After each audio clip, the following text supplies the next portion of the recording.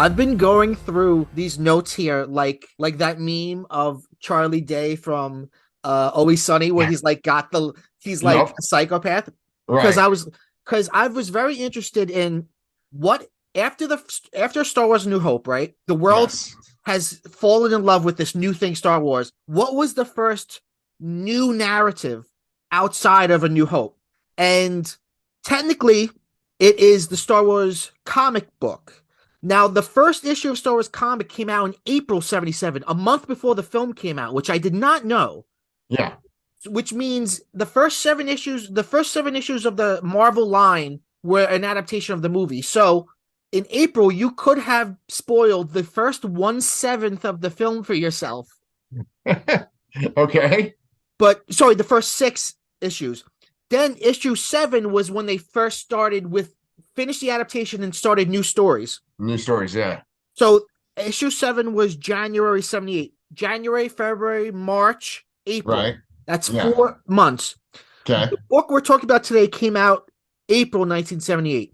So there were 4 original Star Wars comics issues Yeah. that were released before this. Okay. But this is the first quote unquote sequel, kind of, that's Yes. released. Yes. You're going to go into detail about that with the Star Wars comics and stuff when we talk? I just wanted to share some of my madness with you. Your research. Okay. Yeah. Yeah. But let me say, this is PCMC. I'm Mike Mangiardo, and I'm joined today by Peter Marsh. You know Peter from his various YouTube endeavors and his illustrious publishing career. Pete, thanks for being here. Thank you so much, sir. I was wondering, does Pop Culture Man-Children have like a wiki or Reddit? It doesn't have a wiki or a Reddit. No. Okay. Because I was wondering, like, with your fan base, do they kind of sit there and they go, oh no, it's another episode with Pete? Oh no. No. They're going to talk about Turtles again and Power Rangers. Well, we're not. I mean, unless later on we talk about the new Power Ranger special. As long as we talk about The Last Jedi at some point, we know that we've done our job. Well, we know we're gonna talk about The Last Jedi because Alan Dean Foster doesn't like The Last Jedi. Doesn't seem to, no. But I tell you what, he does like sexual tension between Luke and Leia. Who doesn't? You know, I was talking to somebody about this earlier this week. I was like, for the podcast, we're doing the first Star Wars expanded novel, which is now called Legends, Splinter of the Mind's Eye by Alan Dean Foster. Mm-hmm. And I was telling them, like, yeah, there's like, first of all, Han Solo's not in it or mentioned once, but there's a lot of sexual tension between Luke and Leia. And they were like, oh, that's kind of weird. And I was like, yeah, but you got to think, like, if he only had the first movie to go off of, it's a totally normal thing to do. It's not until probably when he sees Return of the Jedi that he's like, uh-oh. Yeah, he was shocked, I think, when Return of the Jedi came out and he saw the two of them were siblings. Just to kind of put some context to it, with the idea of Star Wars, George Lucas wanted to be this ongoing saga. And, they often say that he had everything planned out by A New Hope, but it's very clear that he didn't. No way. And then the next thing was that he wanted to actually have like 9 movies altogether. And there would have been a prequel trilogy. And then there also would have been a sequel trilogy, all done by George Lucas. Yeah. And the sequel trilogy would have introduced Luke's sister, who would have been a completely different character. Interesting. Yeah, and the Emperor wouldn't have been introduced in Return of the Jedi at all, but instead would be the main villain of this next trilogy. Interesting. Yeah. It's very, very clear that he didn't have it all planned out. And whatever, it's fine. It worked out. I do think, and I've always thought this, Luke and Leia being siblings Yeah. it's almost like they're trying to one up the twist from Empire of Vader being his father, but it doesn't work as well. It doesn't work as well. It just feels like an afterthought. It takes this interesting like love triangle and kind of like nullifies it. Yeah, it's interesting because I know that George Lucas was getting divorced by the time of Return of the Jedi, and I think that probably made him not want to keep making Star Wars movies. So I think that he tried to wrap everything up with Return of the Jedi, and so that's why the Emperor's in it. And I think that instead of it making it that Luke's sister was this brand new character, it was going to be that his, sister was Yeah. Leia. I recently saw an interview where he was talking about how he was going through his divorce when he made Temple of Doom, and he was Okay. like, "That's why he rips his fucking heart out." Just like she ripped my heart out. That is the most passionate I've ever heard George Lucas ever be. No, everybody were like, and that's why she took his heart out. That's it. It rhymes. But No, it rhymes. It rhymes.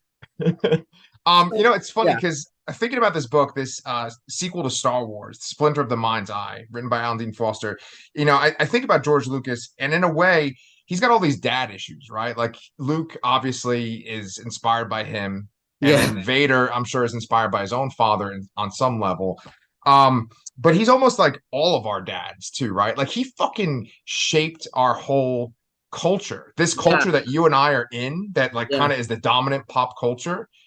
Him, like he's the one that decided to make merchandising be such a big part of Right. this franchise. And then besides that, the invention of this novel, I think that's really exciting because basically he thought that Star Wars is going to flop, and Yeah, so he wanted the story to continue. So he had Alan Dean Foster, who ghost wrote the novelization of Star Wars, write this novel as a sequel.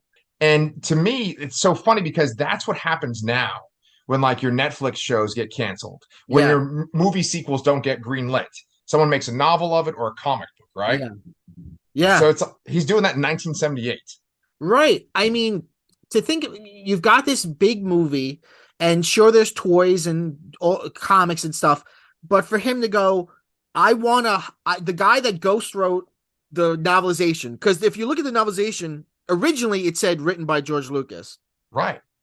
I'm gonna get that guy, and I'm gonna kind of let him off the leash. I mean, it doesn't seem like, as controlling as Lucas became later, it doesn't seem like he's that controlling early on, because it seems like Alan Dean Foster is coming up with a lot of shit in this.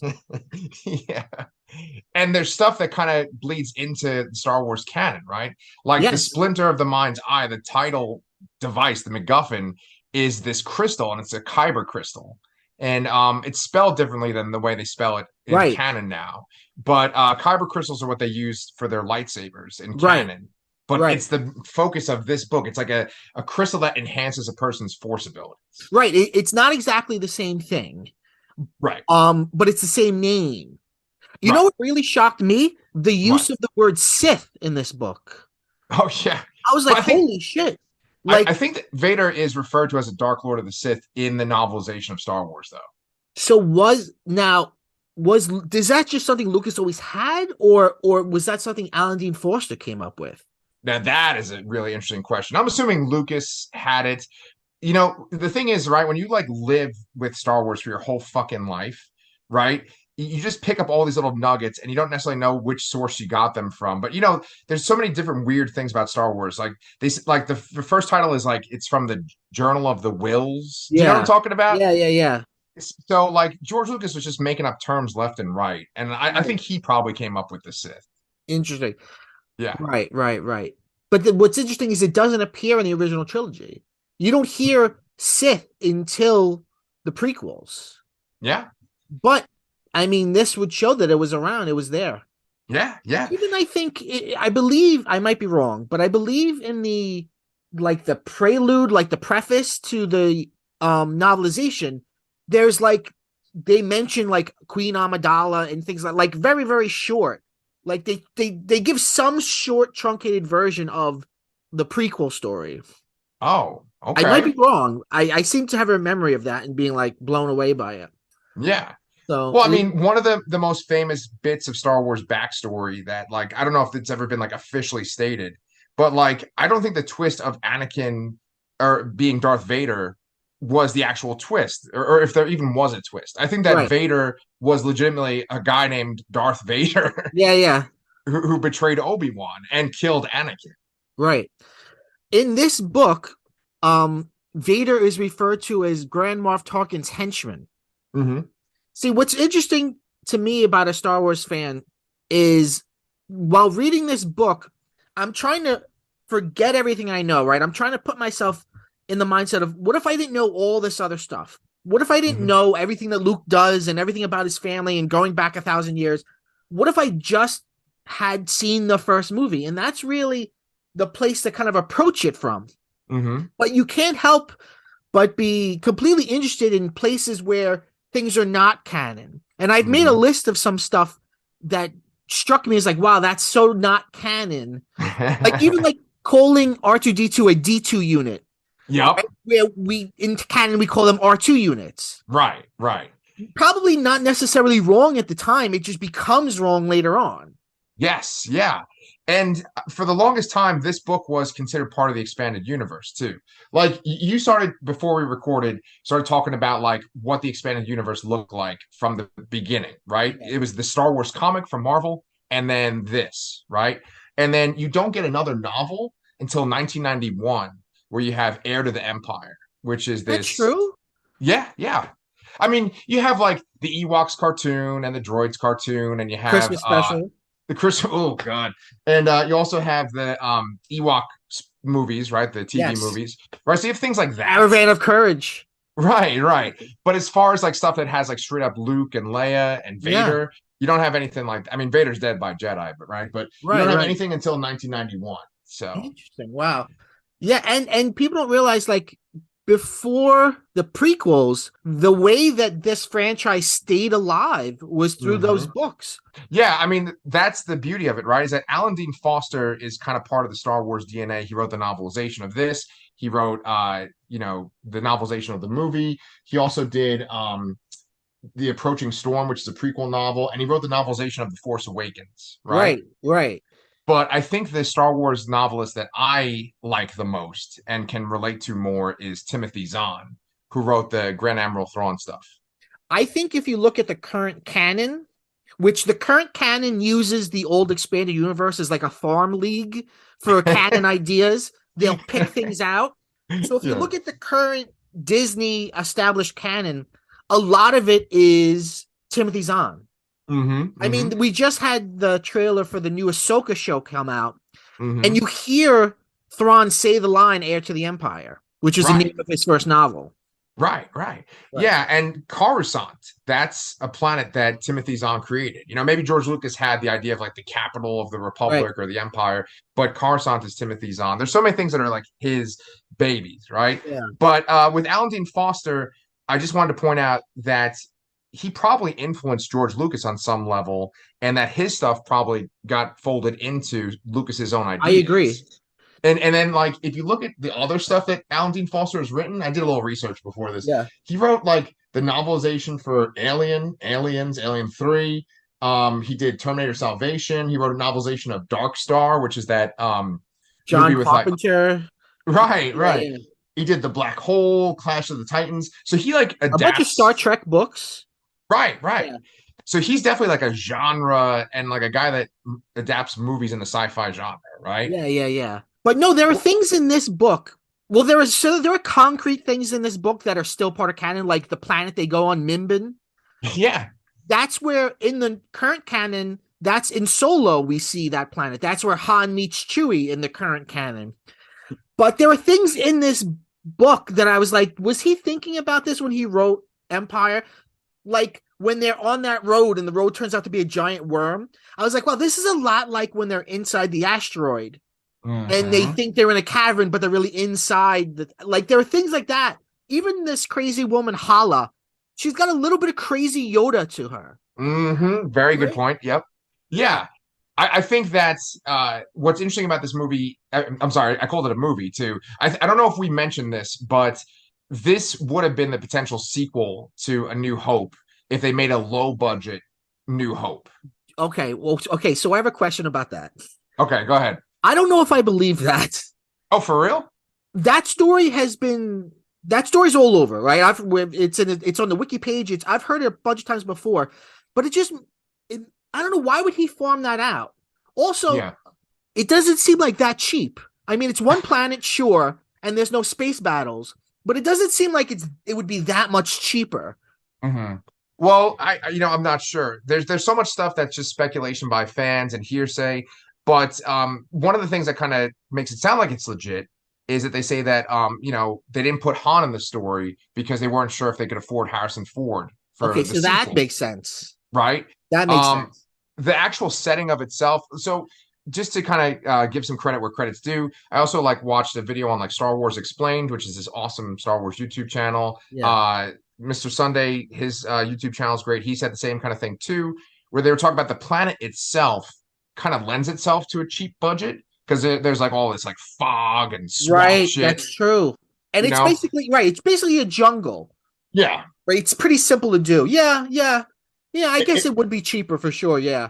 when I read this book, I had that context in mind. And so I was kind of picturing like a Roger Corman Star Wars movie with like Right. Carrie Fisher and Mark Hamill in it, you Yeah, know, yeah. Yeah. and these weird creatures. I wanted to go back to one point that you made though, where you said that they reference this in Solo. Yeah. Because when you meet Chewie, when I was reading this book, I was like, wow, this is kind of like the scene where Han meets Chewie. It's the scene where Luke and Leia meet the two Yuzum. Yuzums. Yeah. Yeah, yeah. I was Yeah, like, wait yeah. a minute, are they meeting Wookiees? That's what I thought at first Right, when I right, read yeah. that part. And then it was these Yuzum creatures. And even those creatures are referenced in Return of the Jedi, right? Right, right. Again, spelled differently. Right, right.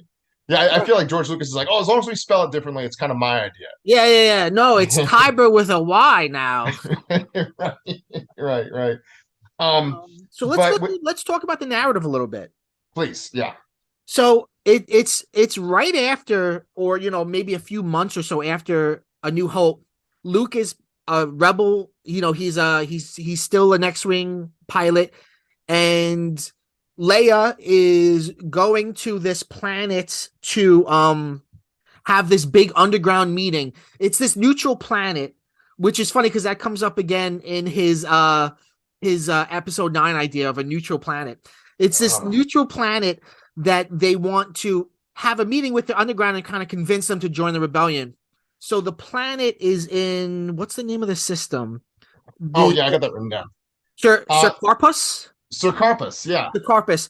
So they're supposed to meet on Sir Carpus 4, but she ends up crashing, I guess, on Mimbim, which is part of that system. Yeah, it's Sir Carpus 5. Yeah, so yeah, 5. And then when Leia starts crashing, Luke goes with her because he's basically her like bodyguard for this mission. But also he's like really into her. They constantly talk about how beautiful she is and how she makes his blood boil. And it makes sense. I mean, it makes sense. When she kisses him in the first movie, when they swing over, like that's a romantic moment. Absolutely. Yeah. So they end up on this planet, and at first it seems like there's not much going on, and then they find like a mining community, and it almost reminds me of like an Indiana Jones movie. Mm-hmm. Because it's a guy and a girl. They're kind of at odds with each other. Right. They go through all the tropes that those movies have, like, oh, we got to take our clothes off. Don't look, don't peek. We got to take our clothes off, and we got to pretend to be a couple. In this, it's a very weird couple where he's like owns her. Yeah, he's beating her up. Yeah. There's some weird sexism in the mind of Alan Dean Foster. Yeah. Yeah. And it's even continued to this day, which we'll talk about his script treatment later. Yeah. Yeah. So they find this, it's actually, whereas A New Hope is kind of like what, 3 days basically all put together. Something like that. This is like weeks, because like they'll be like, we walked for 7 days or whatever. So it's this like odyssey kind of, and they meet people along the way. They meet this wild old woman called Hala. Right. She she is a Force user, but not very strong in the Force. Right. Um, they meet Grammel, who I actually think was a good character. Um, Yeah. an Imperial. They meet two Yuzums, which are like big beasts, like bear kind of characters. Mm-hmm. Yeah. R2, Hin and Key. yeah. R2 and C3PO are there, but do very little. He does Hmm. almost nothing with them.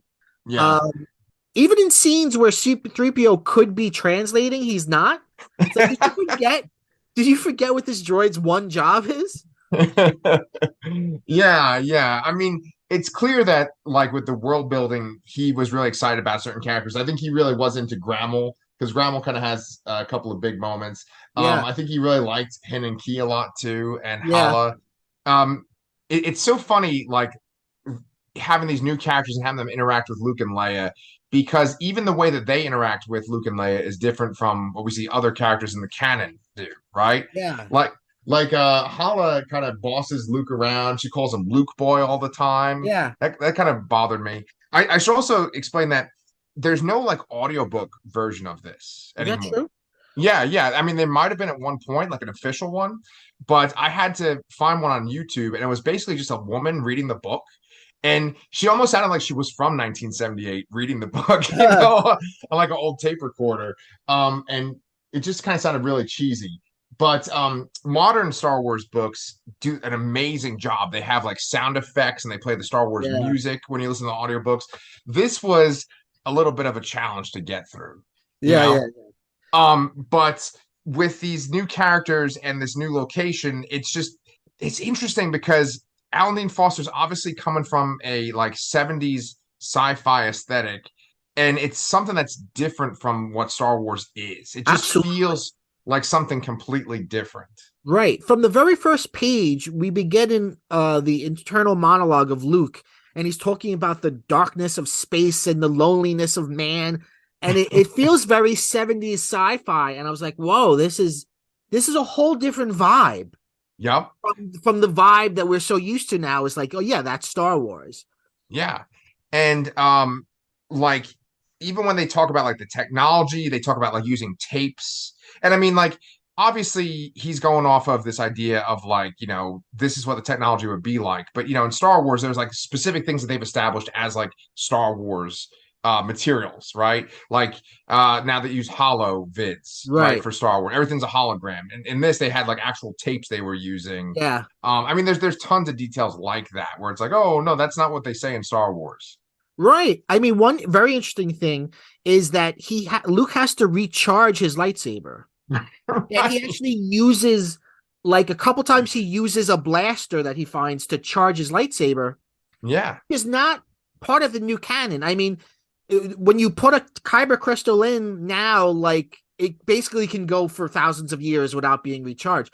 But it was interesting because it almost reminded me of like the web slinger in with Spider-Man. Like, there's a ticking clock of it might run out while we need Yes. it. Like, he's like, Yeah. oh, Vader's coming. I gotta make sure my saber's charged. And I was like, okay, Right. it strikes you as very, very different, right? But Yeah. it's not necessarily bad, I don't think. No, I completely agree. Yeah, just the world building in itself. It's like you could tell that you need like the Empire Strikes Back and Return of the Jedi to really solidify what Star Wars is. Right, right. Star Wars has a feel and stuff, but it easily could have gone in different directions. And this book kind of shows one potential direction. Yeah. I mean, there's little things too. Like, at one point, Leia is talking about some planet, and she was like, yeah, if they knew. Oh, she's talking about Minbin, and she's like, yeah, if they knew that the Empire had a secret mine here, they would quit the Empire immediately. And at some point, they say the rebel government. It feels Yeah. like in this book, the Empire is not as strong and totalitarian as it is in the film series that comes. It Right. almost makes it feel like it would be a total political option to just opt out of the Empire, Yeah. Yeah. I which think is, you're right. you know, we now, like, we have all these things like Andor and all this stuff where it's like, no, it's like it stretches to every different socioeconomic level of everyone's life. Yeah. Yeah. I mean, I think, and we're going back to one of those hearsay things, but I think that even in the original version of like the prequels, like George Lucas's backstory, I think even the Emperor himself isn't this sort of dark, powerful wizard-like character. I think that he's actually kind of just like a figurehead, and Yeah, that like all the Moffs and stuff are the ones that are actually in charge. You know, they really played up Grand Moff Tarkin, and I think that like that's kind of a good segue into talking about Vader. And I yeah, think, like you mentioned it before, that Vader was referred to as Tarkin's henchman. Vader is like so different in this. right, absolutely. Like, and it's so fun because when you compare it to like what he could have been, you're like, oh my God, what he is like so much better than what he could have been. You Right, know, right, they really right, dodged a bullet. Like he's sitting there and he's kind of like taunting them a little bit. He's like talking way more than he would. right. Way more, way Yeah. more. Like his Yeah. dialogue was way off. I always got the feeling that he actually it pained him to speak, so he Hmm. probably didn't do it as much, that much.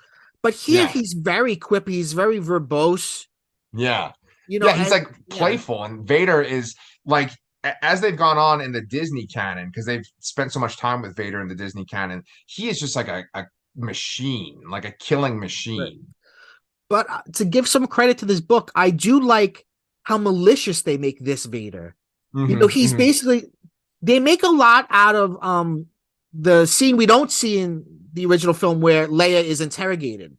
Yeah. She talks about how like she's really like scarred from that and has like has basically has like PTSD from being tortured. And at one point when they're fighting Vader at the end, he's like, I'll kill Luke fast, but you, princess, I have more to do with you. It's like very sick. Well, I mean, that scene is worth talking about, right? Because Leia gets the lightsaber at that Yeah. point and faces off against Vader. And I'm pretty sure that Alan Dean Foster had no idea that Leia was Luke's sister. We've already kind of alluded to the idea that Right. like no one knew. Right. So she wouldn't have any kind of force sensitivity. Then she does it. Um, Yeah. and she doesn't in this book at all. And then Vader essentially like he does that kind of thing that they do in movies where like they'll hit someone with a sword, but it's like a glancing blow so that they're Yeah. cut, but they're not fatally wounded. And he keeps like burning her. And they talk Yeah. about her having these like black burns on her body where he Yeah. touches her with his lightsaber. Um, and then that leads to Luke stepping up and essentially like being able to go toe to toe with Vader. Yeah. I actually think that the book would have been better if there were more Vader in it. If they had brought Vader in earlier. Yes, agreed. He kind Yeah. of shows up in the last third and he's kind of there. But before he shows up, there's no real antagonist. It's more like this odyssey of like trying to get someplace. Right, right. That Grummel guy or Grammel is in the background, and he, obviously eventually figures out who they are. But he's, just sort of like a bureaucrat, like just an imperial bureaucrat. And I really like the scene when Vader kills him. Right. Yeah. And once again, Vader's like real verbal when he's talking to It him, and takes it's him like, a okay, while. I was yeah, like, when he was mouthing off to Vader, I was like, wow, this is not the Vader I know. But then right, eventually he does kill him. yeah. I think he like cuts him in half, right? Yeah, right. But Yeah, yeah, I mean, think about Nita or Nita. He fucking kills that guy real quick. yeah. And the guy just like walks into his office and is like, sorry, and he just like chokes him, Apology accepted. Yeah, there's a comic adaptation of this book. And I Yeah, saw a panel and it shows the panel where like Grammel got cut in half by Vader. It's pretty sick for a comic yeah, book, yeah. a Star Wars comic. Um, It's a but violent book, actually, that you bring up. yes. It's a pretty violent book. There's a lot of blood. There's a lot of dismemberment. Actually, Luke cuts off Vader's arm. I know. That just blows my mind. Right. So I was listening to Star Wars Explained, the guy that runs that channel, and he was basically pointing out that the way that Vader is with Leia is like the way that he is in Empire Strikes Back with Luke, and that Mhm. Luke is essentially like on his level in this book, and It's that Luke is able to chop off his whole arm, whereas in Empire he chops off Luke's hand, right? right. But think about it. Luke and Vader don't fight until Empire. So if Right. you're reading this book, you're probably like, whoa, right? It's the first time Luke and Vader have a lightsaber battle. And Yeah. it's different, but it's not necessarily bad. Vader even has sort of a version of Force lightning. He kind of makes Right. like a force, globe of power. Right. That, like they volleyball back and forth between each other. Yeah, yeah. It's just so cool, like where they could potentially go with him. And I guess the idea is that he could have come back for a sequel, but that was one of the complaints that people had about Kylo Ren, was that Kylo Ren continued to get defeated in every Yeah. movie. So how could he be a real threat? And so if this book had been made into a movie, or if this was the direct sequel, it's like, okay, well, Vader got defeated in A New Hope, then he gets defeated in this. He wouldn't be much of a threat. Right, right, right. No, that is true. It's so much better when he just mops the floor with Luke in Empire Strikes Back. It's just like, what are you even trying? Right. He fights Luke with essentially one hand for most of the battle. Right, because we now know, right, that he wasn't even trying to kill him. He was just Right. trying to corner him to turn him. Right. And like this is going to become part of our discussion when we talk about Alan Dean Foster's script treatment for episode 9. But Star Wars Explained, he was talking about how Luke seems to know a lot about the Force and is like a good fighter with a lightsaber, even though like he only was trained by Ben Kenobi. He wasn't trained by Yoda by the time of this book. Right, And right. so he was saying that that's the idea of like once you're sort of turned on to the Force or you can access it, that you become like super powerful. And that was like a Yeah. complaint that people have about Rey, right? But Right, in this right, right. book, Luke is kind of like the equivalent of Rey. Right. Well, there's something they do in this book which is very interesting, which they kind of do with Rey in The Rise of Skywalker, which is like other Jedi are inside of you. Like there's this when Luke and Vader are fighting at the end, Luke says like I'm Ben Kenobi. Yeah. And Vader's like, what do you mean? And like as if it's almost as if like Obi-Wan is like possessing him in some weird way. Yeah. It's very different from what we end up seeing, which is like, he appears as a vision telling him go to Dagobah and talking to him. Like he's like inside of him, like giving him like guiding him in these weird ways. It's a different version of the way the Force works. Yeah. Well, this book mentions Luke kind of saying like, okay, did Obi-Wan Kenobi even die? His Yeah. body disappeared. And so maybe one of the ideas was that like Obi-Wan did literally go into Luke, like his spirit joined with Luke, Yeah. you know? So I want to talk about the thing that I think to me maybe is, I don't know, it for me works the least in this book, and it might be Right. because of the rest of Star Wars canon. It's hard for me to accept it. Mm-hmm. The depiction of Luke and Leia, I feel, are very off, and especially Leia. Mm-hmm. They make it a snobs versus slobs. I'm a street smart farm boy, and you're an uptight, prissy princess. She acts. They remind me more of Lone Star and Princess Vespa from Spaceballs. Yes. Like it's as if Alan Dean Foster saw the original film and saw Leia acting the way she is, and instead of saying, "Oh, look how brave she is," he kind of was like, "Oh, look at what a brat she is." He Mm. writes her as bratty in Mm-hmm. this. He writes Luke not so much as like G shucks farm boy, like very naive. He writes him more as like street smart. There's actually, Yeah. I think, a lot of Han in this version of Luke. Yeah.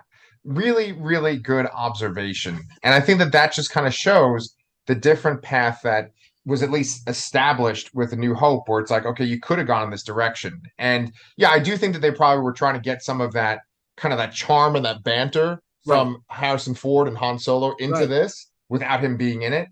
But you got to think of Princess Leia, the character, and how over time she's changed pop culture, right? Yeah. Like when there was this, first of all, when Carrie Fisher died, it was like she became this gigantic feminist icon, right? Hmm. But even when the idea of feminism was sort of being targeted, Princess Leia herself was used as an iconic image. Like we're Yeah. rebels, we're fighting back against the Hmm. establishment. Yeah. And I think that like that kind of affects how we think of Leia, but it kind of took time to get to that point. Because even in Return of the Jedi, she's like in a bikini and shit, right? Right, right. Well, that's the thing that's interesting about looking at something like this is going off of the first film. I wouldn't necessarily say that what he's doing here is a huge leap. Right, exactly. I mean, I think that he doesn't do her a service. she is very snotty. She does, make fun of, she does talk back in the first film, but I always read her as being more assertive.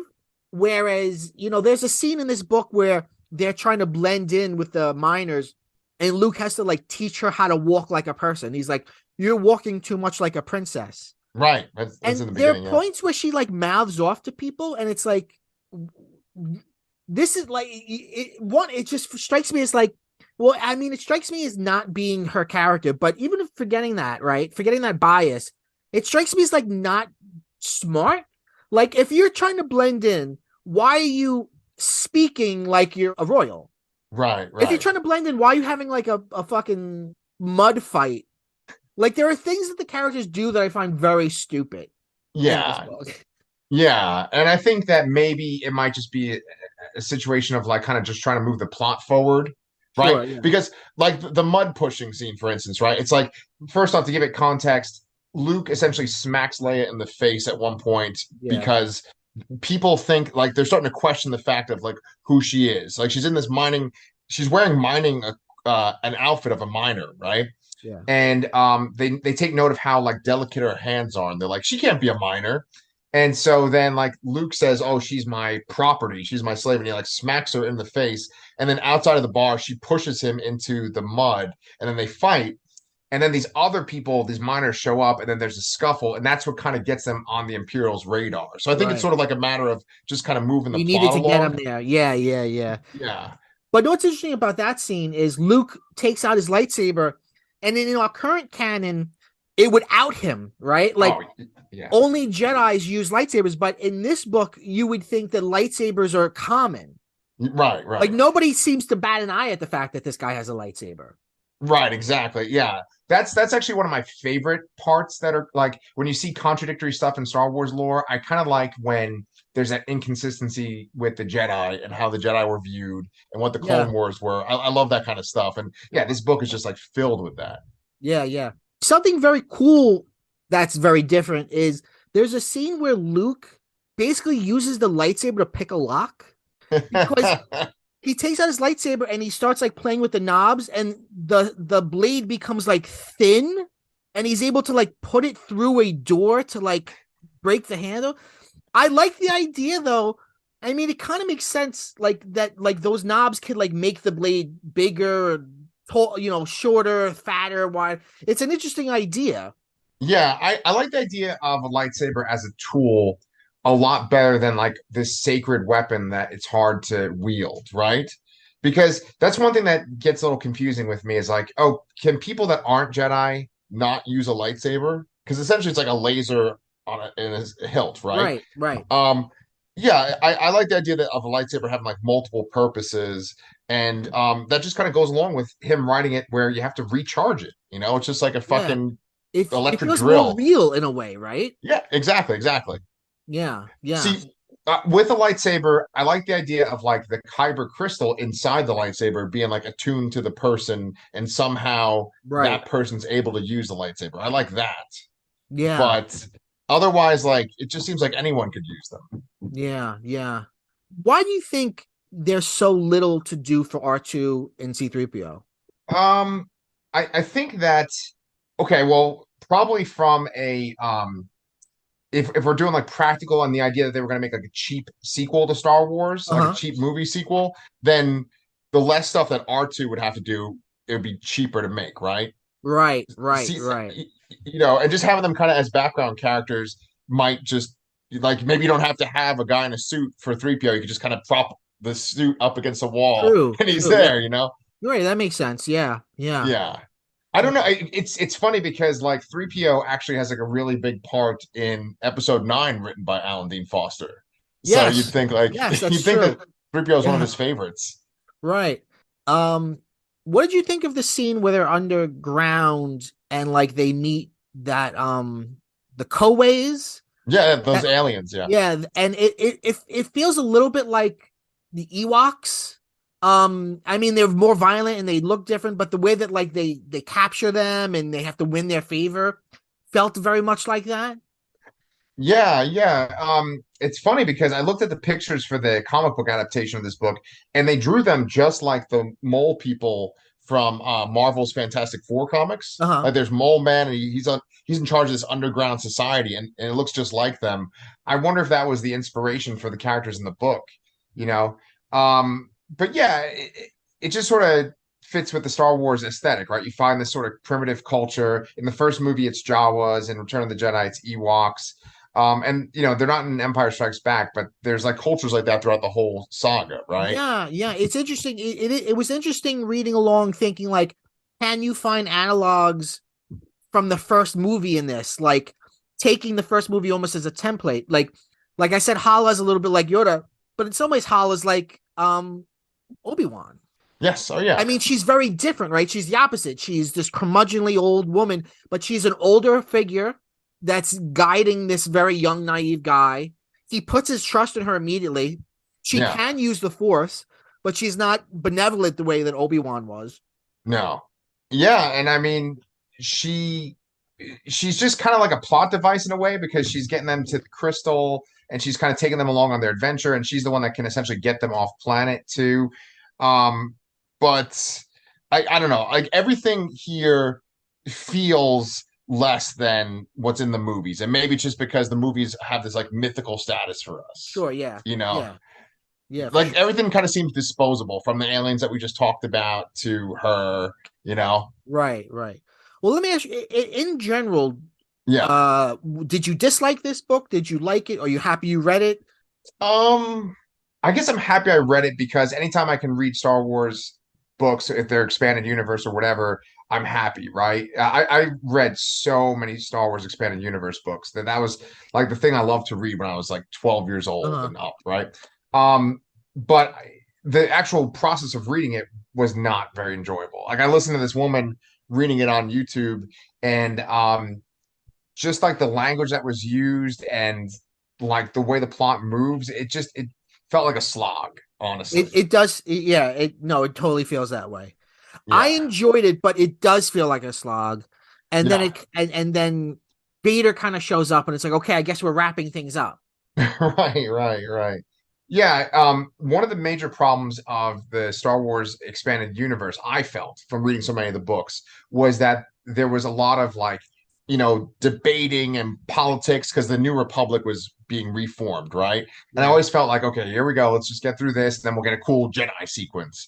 And there is a little bit of that in this where they're with Grammel and he's like talking to them, and it seems like there's like posturing, but it's so much more of an adventure, like just like you said before, like Indiana Jones or like romancing the stone Yeah, kind of yeah, Romancing the adventure. Stone, yeah.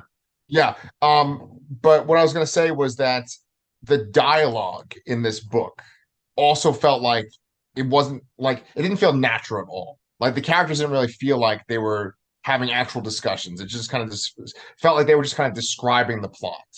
But is it natural in Star Wars?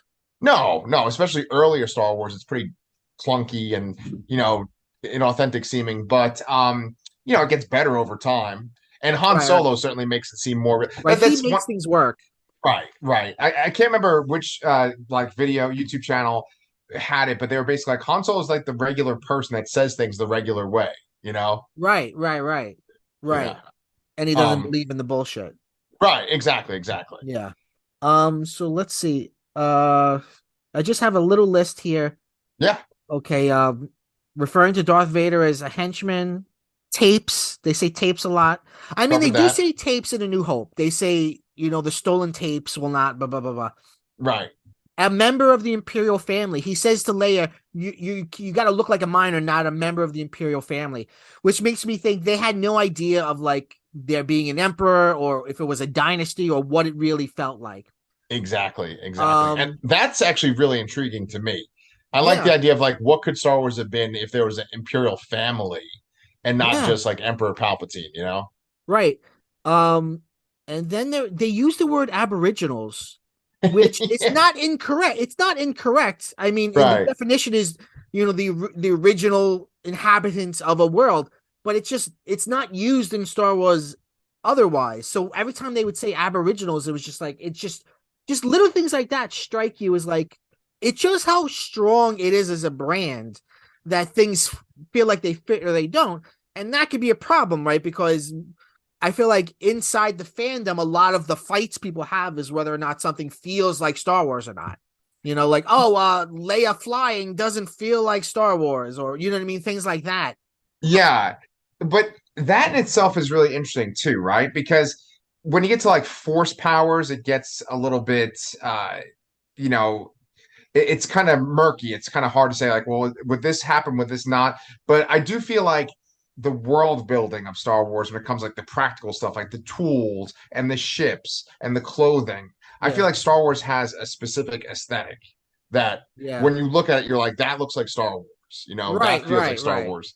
Right. You know? Because using an example that's not The Last Jedi, a lot of people didn't like Boba Fett's little like gang of enforcers in the Boba Fett show. Right, People right, said they're like, it looked like they were driving like real world motorcycles and they right, looked like they were too colorful in a way. I right. thought they were cool, but I totally understand it does stand out. Yeah, it didn't fit on Moss Eisley at least, or Tatooine. It just felt a little Right. Like weird. cyberpunk. There's no cyberpunk on Tatooine Right. before. Everyone was just wearing robes. Yeah, yeah, yeah, yeah. I mean, that's the problem, right? Is that people have conflicting views about Star Wars and what fits canon and what doesn't. And this book obviously is like totally left of center. It's like different from what we've expected. Um, but I think it just kind of makes me appreciate what uh has come after it, you know? Yeah, yeah, yeah, yeah. There's a moment that Leia is sleeping and they're cold and they're cuddled up together and Luke almost kisses her while she's asleep. Yeah. It's pretty problematic. Yes, yeah, yeah. I mean, Cancel it Luke was Skywalker.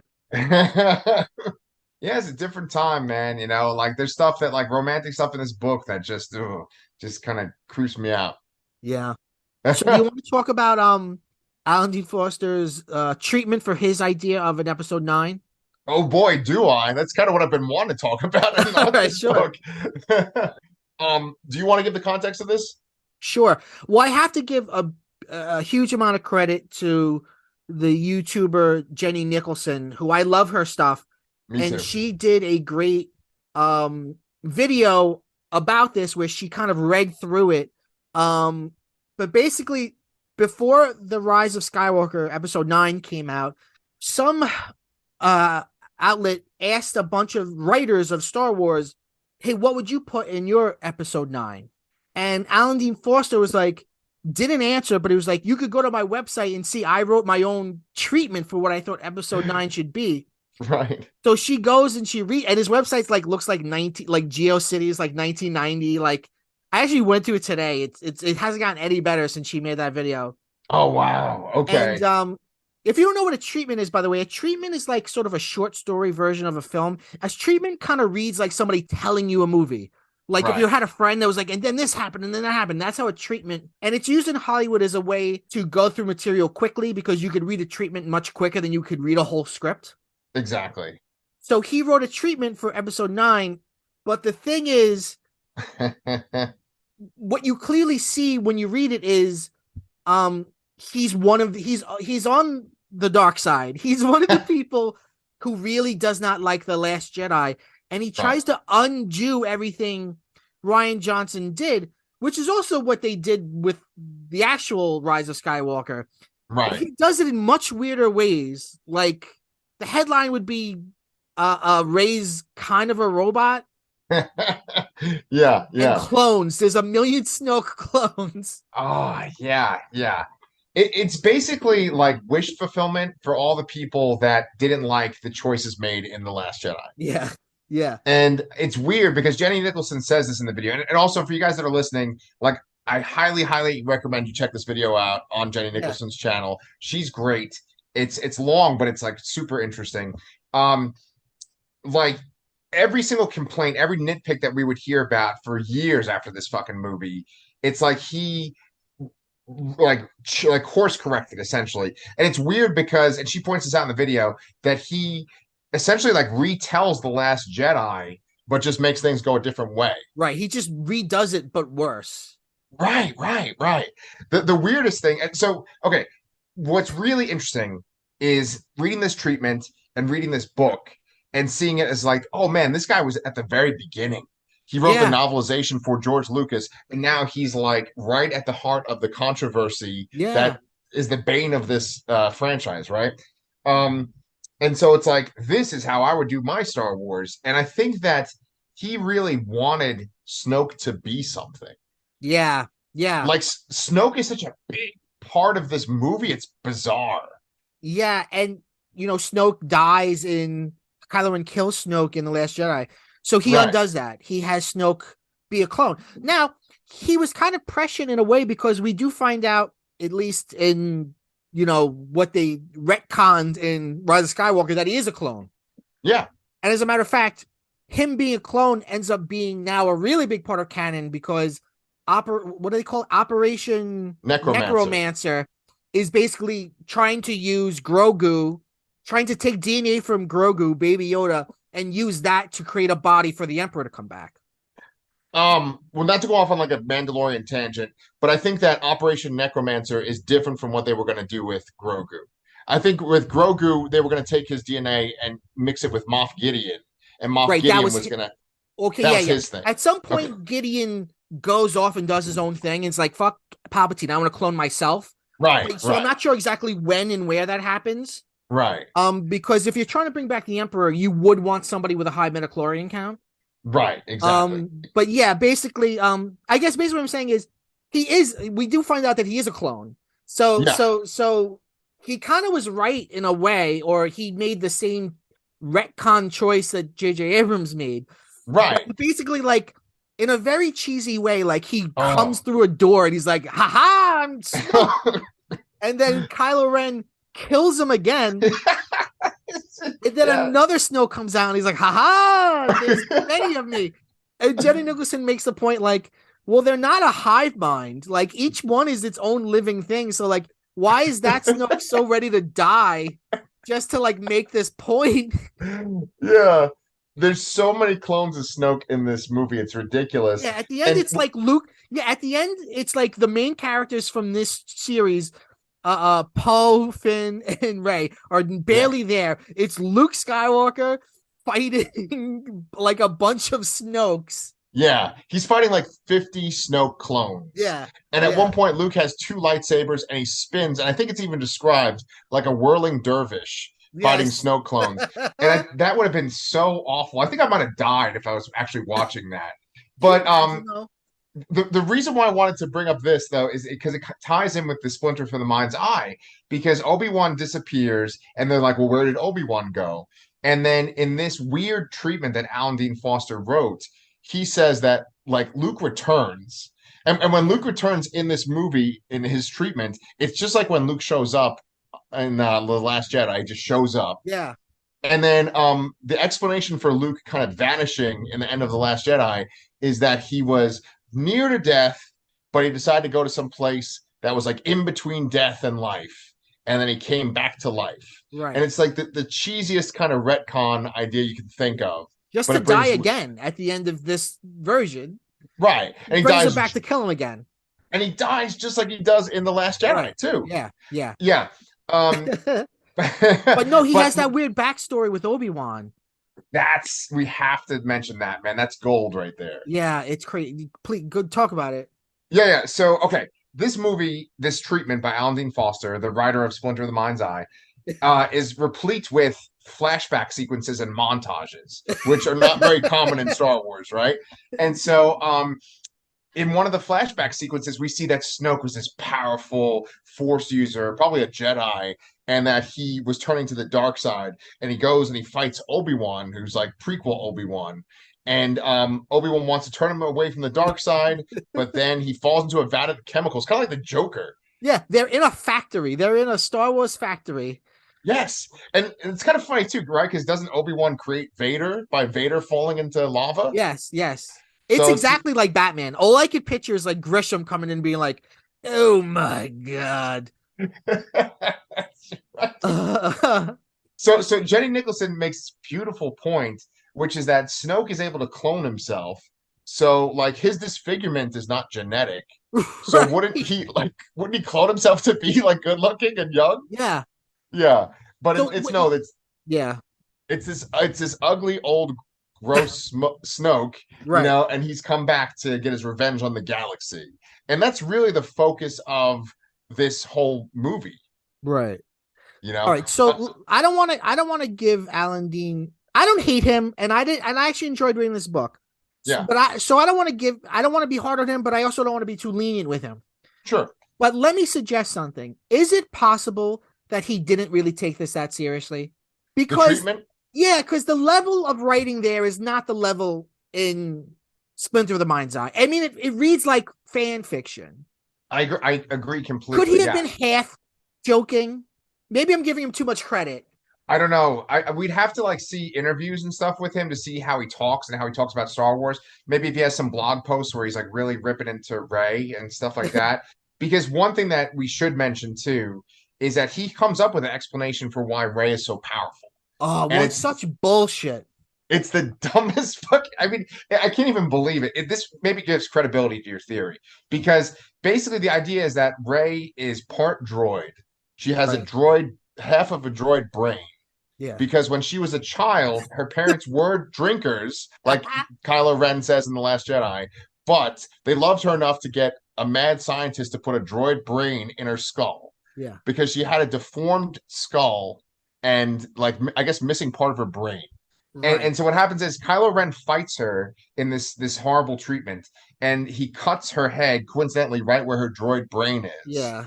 And it's like that's why she's so powerful because she's got the processing power of a droid and the Force. You Right. know, Which, it's so bad. first of all, it makes no sense because we've never, and Jenny Nicholson makes these points. Since when, why would being a droid make you good at the Force? That's not something that they've ever done. And Yeah, also, look at Darth Vader. This is a world where people have um augmentations that are technological. So, like her being, like they wouldn't be like, oh, she's part droid. They'd be like, oh, she has like Zimplan. yeah, yeah, like but it's what it is it's speaking to the fans that were like, she's a Mary Sue. How could she be Right, so powerful? right. And they totally just write her off. They have this revelation that she's part droid. It's really just to explain how she's so powerful, but then she doesn't have any kind of big climactic part of this movie. She's been the No, main character for two movies now, and in this movie, her like moment of truth is when she throws Luke's lightsaber to him right, to fight Snoke. right. One of the Snoke clones. And one thing I also wanted to point out too is that Kylo Ren is completely downplayed in this movie. Sure, He yeah. fights her at the end, and then he essentially just kind of like walks into her lightsaber and like skewers Yeah, himself, yeah, yeah, right? And Alan Dean Foster makes it a point to say that he died like Han Solo did, where like Han Solo gets stabbed through the stomach essentially. yeah. Um, but it seemed like he had some disdain for the new characters and just wanted to bring back the Sure. old characters. You bet he did. But Yeah. and this is another way to tie these two things together. Yes. I think what you see in his feelings for Rey and the way he treats Leia is, you know, a disdain for females or a disdain for strong female characters. Yeah. Yeah. Leia is made to be humbled in this book. She's smacked by Luke. She's Yeah. tortured by Vader. She's beaten brutally by Grammel. She Yeah. runs her mouth and then he like beats the shit out of her. She Yeah. takes so much physical and emotional abuse. It makes it's a real bummer because as you're Yeah. reading, it's like, do you hate Leia? Do you hate women? Yeah. And it seems like his feelings for Rey are not that much more evolved. No, no, yeah. I wouldn't be surprised if he kind of makes some misogynistic comments online or if he has things like that. I mean, I don't want to speculate about the guy Right, because right, all I know right. is his fiction. I mean, obviously this is posted on his website, so you could read the script. But yeah, there definitely is this sense of like the female characters shouldn't be as powerful. That's for sure. Right, They're right, definitely like right. cut down. Right. She acts in the Splinter of the Mind's Eye more like Princess Vespa from Spaceballs. She's stuck up. She's she thinks she's better than other people.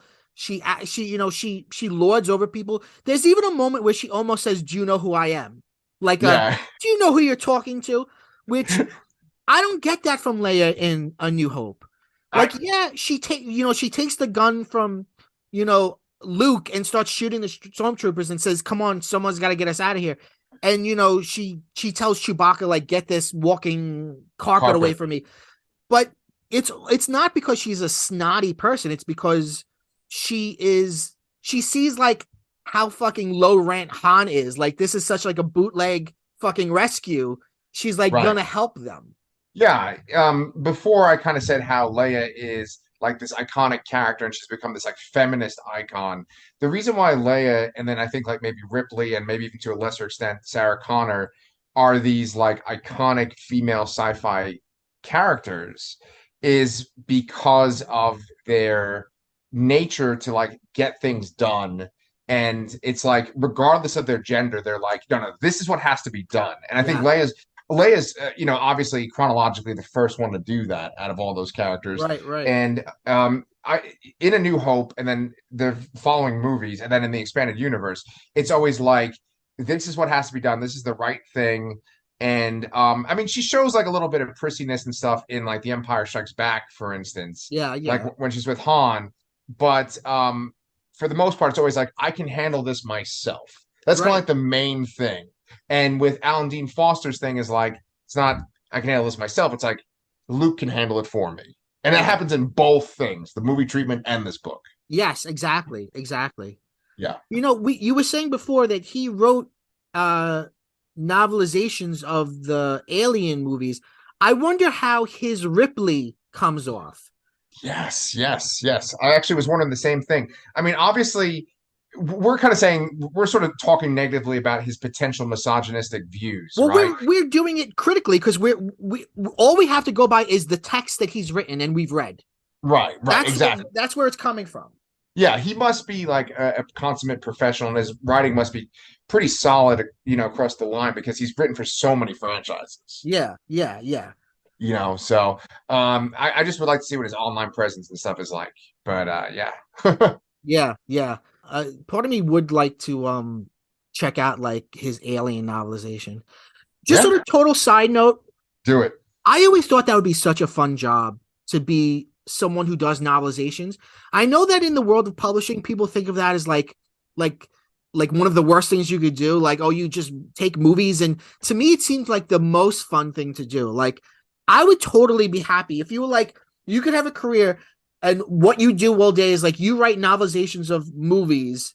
Yeah, Especially if they're movies I like, you know what I mean? Like, I would be like, yeah. that's great. What a great life. That to me, that sounds awesome.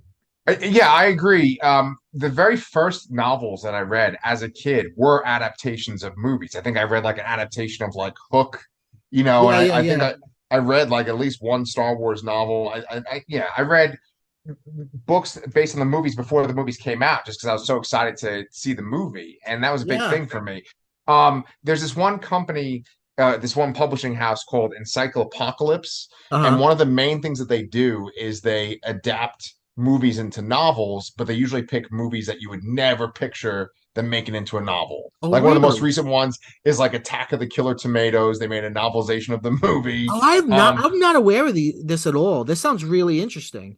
in What's it called Encyclopoc again? So Encyclopocalypse, like encyclopedia, Encyclopocalypse. but apocalypse, right? Okay. And yeah, Sean Dureger is one of the main guys there. He's a guy that does audiobooks, right? But um, he's like one of my contacts there, and I've gotten a lot of guests from my channel for interviews. And Cool. like one of the guys I had on, he wrote a novelization of this book. I'm sorry, he wrote a novelization of the movie Manborg. Have you ever seen Manborg? No, I haven't. I haven't seen it before. Have you ever seen Psycho Gorman? No, but I know what it is. I know what Okay, it is. so I'm familiar so with so it. the Manborg is like a movie that was made by the same people that made Psycho Gorman. Okay. So That's such a fun idea. yeah, I yeah, that sounds like such a great idea. And yeah, something that I'm glad you agreed to do this with me because I've been wanting to do this for a while. yeah, Because I have a bunch of other things I want to do too. Like yeah, there's a sequel to E.T. called E.T. and the Green Planet. I've always wanted to read that and yeah. do an episode on it. There's also and I have this too, a Gremlins novelization, but it's based on the first script where they spoke. So in this novelization, the gremlins all speak. So it ends up being very different from the final film. And that's Yes. one of the cool things, because often in the whole process of how they do it is they'll give the first couple drafts, whatever they have, to the novelizer and say, okay, work off this.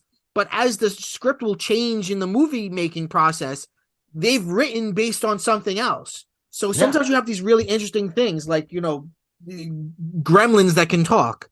Yeah, yeah. Yeah, I love stuff like that. I love seeing the changes that they made. And often it's usually for the better, right? Yeah. I always kind of view it as like the changes that they made the product better. And for movies where they didn't make those changes, those are kind of like the B movies and the duds. But like Gremlins is a great example because I know that like in one draft they like kill the mom in that scene Yeah. where she gets attacked by the Christmas tree. And I Yes. know that like in one draft of Gremlins, like Gizmo becomes like the main villain, like Right, right, wife right. or whatever, you know? Yeah, so I love when they actually have like a full viable story like that. And I think Encyclopocalypse, you should definitely check that out. That's one way I to go. will. I mean, that honestly, that's like almost like a YouTube channel or a podcast in itself, like these Yeah. alternate takes, just like this book. This Yeah, is the yeah. Star Wars that could have been. Right. And I think it fits very well in some of the conversations we've already had on PCMC. Because Yeah. like when we spoke about Masters of the Universe, there's we live in this world where canon is very, very important now. Excuse me. Yeah. Canon is very important now. And I like things on the fringes of canon. I like, as much as people used to say like George Lucas was so strict, he allowed for a lot of things. He allowed like things to just go off and do something. Like, it doesn't matter if I undo it. Like Yeah. in the world, the Disney canon is much more strict than it Oh, was under absolutely. Lucas. Yeah. I mean, they have a council. They have a bunch of people who their entire job is to make sure that continuity works between the shows, the movies, the video games, you Right. know. Right. And it could lead to bad decisions. Yeah, it just kind of makes kind of a more vanilla product, right? Because Right. everything is, yeah, Right. one vision. Yeah. Right. When J.J. Abrams wants to blow up Coruscant and they say, no, you can't do that. So they go, okay, it's this different planet, Hosnian Prime. It's like, okay, well, the impact of blowing up Coruscant would have been huge for the audience of Force Awakens.